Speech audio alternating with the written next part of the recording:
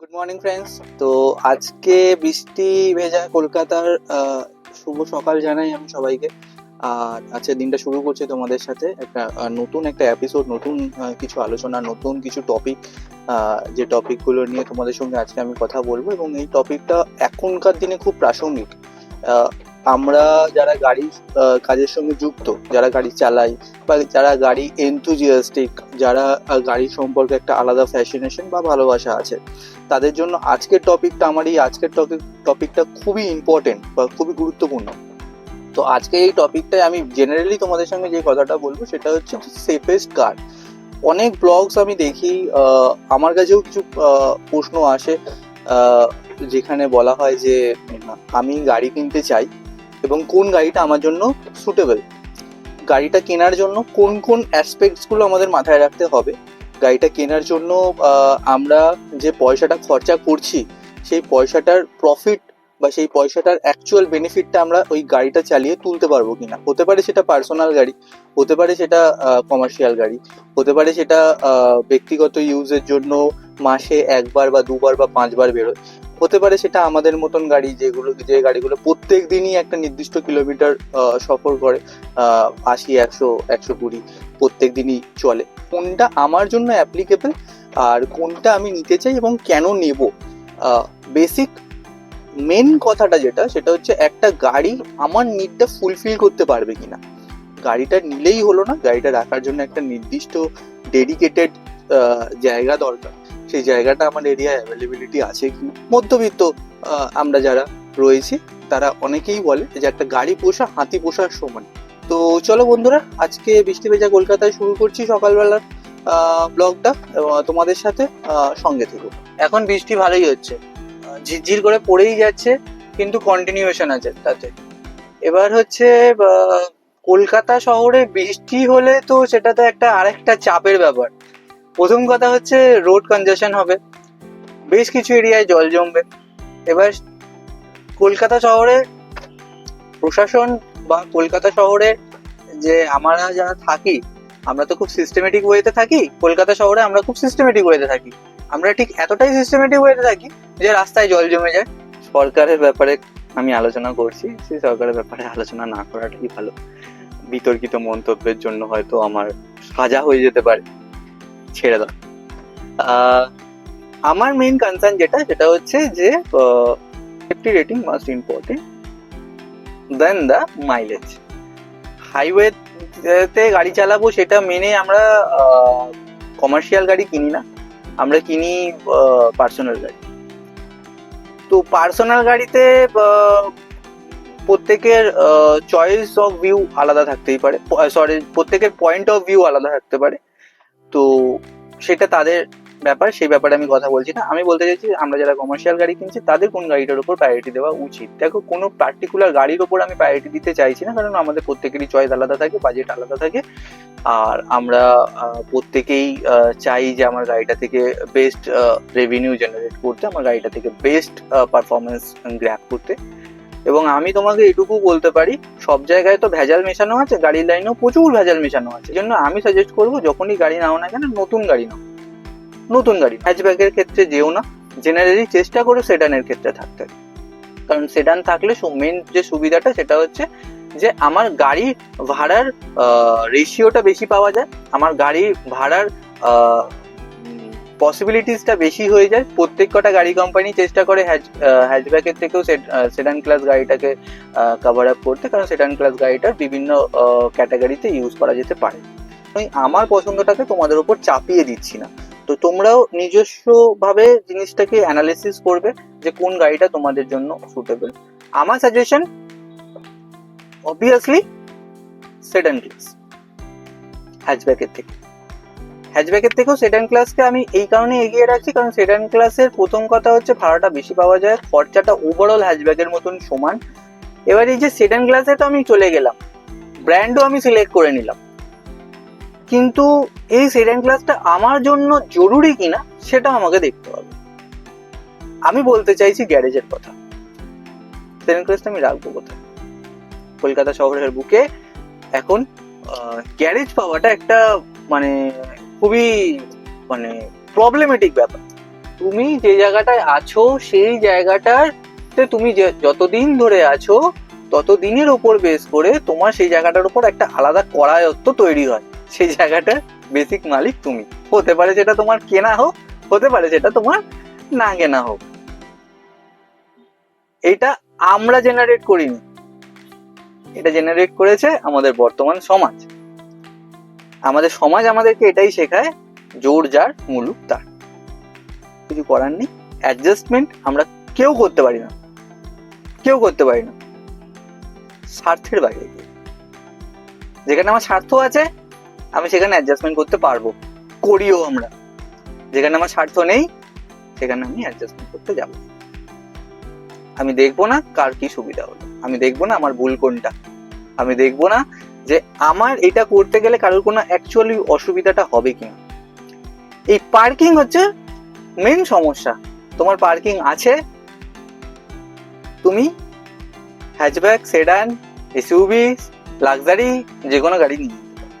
আমার মনে হয় পার্কিং এর উপর ডিপেন্ড করে গাড়িটাতে প্রায়োরিটি দেওয়া উচিত। যদি আমার পার্কিং থাকে যে আমি হ্যাচব্যাক গাড়ি, সেডান গাড়ি রাখতে পারবো, তাহলে আমার সেডান গাড়ির দিকে যাওয়া উচিত। আমি একটা গাড়ি কিনবো, সেই গাড়িটার দুটো জিনিস আমি দেখবো, একটা হচ্ছে বাজেট ফ্রেন্ডলি কিনা, আর দ্বিতীয় কথা হচ্ছে গাড়িটার সেফটি রেটিংটা কি। এই সেফটি রেটিংটা একটা গেম বা একটা মাইন্ড গেম। দেখো, বাম্পার টু বাম্পার ট্রাফিকে সেফটি রেটিংটা খুবই ইম্পর্টেন্ট। কারণ হচ্ছে যে ধরো তুমি গাড়িটা ঠিকভাবে চালাচ্ছ, কিন্তু তার মানে এই নয় যে সামনের লোকটা বা পেছনের লোকটা গাড়িটাও ঠিকভাবে চালাবে, সে নাও চালাতে পারে, এটা তোমার হাতে নয়। তো সেই জায়গা থেকে দাঁড়িয়ে সেফটি রেটিংটা বাম্পার টু বাম্পার ট্রাফিকে সত্যি কাজের জিনিস এবং প্রচন্ডভাবে ইম্পর্টেন্ট, প্রাসঙ্গিকও। কারণ একটা গাড়ি যখন লেগে যায় তখন গাড়িটার মাইনর ড্যামেজ হতে পারে বা মেজর ড্যামেজ হতে পারে, সেই বিতর্কে আমি যাচ্ছি না। তবে মাইনর ড্যামেজ হোক আর মেজর ড্যামেজ হোক, বেসিক কথাটা হচ্ছে পয়সাটা কিন্তু কষবে। ইন্স্যুরেন্স কোম্পানি কিন্তু চেষ্টা করবে তাদের ইন্স্যুরেন্সটা ধরে রাখার।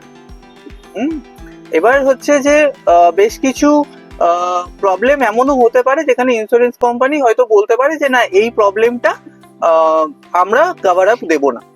এবার এই প্রবলেমটা কভার আপ দেওয়ার জন্য বা এই প্রবলেমটা যাতে কভার আপ দেয়, এই জন্য অনেকেই অনেক কিছু আমরা স্টেপ নিয়ে থাকি। তো বিভিন্ন মেল করা হোক বা বিভিন্ন জায়গায় কানেক্ট করা হোক, যেভাবেই হোক না কেন। তো সেইটা কথা না, কথাটা হচ্ছে হ্যাসেল ফ্রি হিসাবে চলতে গেলে কিছু মেজর ড্যামেজ হয়ে গেলে সেটা একটু প্রবলেম ক্রিয়েট করে। যারা ব্যক্তিগত গাড়ি আমরা চালাই তারাও আমরা চাই না যে গাড়িটা আমরা নিয়ে এসেছি সেই গাড়িটার অ্যাকচুয়ালি দেখো, গাড়িটাও একটা অ্যাসেট, ঠিক আছে? হতে পারে সেটা ডেপ্রিসিয়েশন অ্যাসেট, প্রত্যেকদিন তার ভ্যালুয়েশন কমছে, মানছি, কিন্তু গাড়িটা আমাদের কাছে খুবই অ্যাসেট। আমরা গাড়িটা ওই পড়ে রইলো একটা জায়গায় ড্যামেজ হয়ে, তারপরেও আমরা বিন্দাস আমাদের মতন রয়েছি, এই মাইন্ড কনসেপ্টটা আমাদের এখন অব্দি তৈরি হয়নি। প্রথম যেটা আমরা কথা বলবো যে গাড়ি তো আমরা কিনবো, কিন্তু গাড়িটা কিনতে গেলে যে জিনিসটা দরকার সেটা হচ্ছে সেফটি রেটিং। তো ডেফিনেটলি সেফটি রেটিং খুবই ইম্পর্টেন্ট, কারণ সেফটি রেটিং ছাড়া এখনকার দিনে গাড়ি বাম্পার টু বাম্পার ট্রাফিকে চালানো, এবং কলকাতাও তো এখন যথেষ্ট ঘিঞ্জি হয়ে গেছে। তো কলকাতা সেটার জন্য আমাদের যদিও মহামান্য সরকারের বেশ কিছু অবদান আছে, সেটা আলাদা ব্যাপার, সেই বিতর্কিত মন্তব্যগুলোতে আমি যাচ্ছি না। তবে কলকাতা এখন যথেষ্ট ঘিঞ্জি হয়ে গেছে। তো সেই ঘিঞ্জি কলকাতার মধ্যে চলতে গেলে বাম্পার টু বাম্পার ট্রাফিকে সেফটি রেটিংটা ডেফিনেটলি কনসার্ন, যেটা টু বি ফ্র্যাঙ্ক মারুতির গাড়ি থেকে আসে না। আমি নিজে মারুতি গাড়ির ওনার, আমার একটা ওয়েগানার গাড়ি আছে যেটা আমি লাস্ট 1 বছর ধরে চালাচ্ছি। আমার গাড়ির স্টোরিটা একটু অন্যরকম, সেটা নিয়ে আমরা পরে কোনো একদিন ডেফিনেটলি তোমাদের সঙ্গে আলোচনা করবো।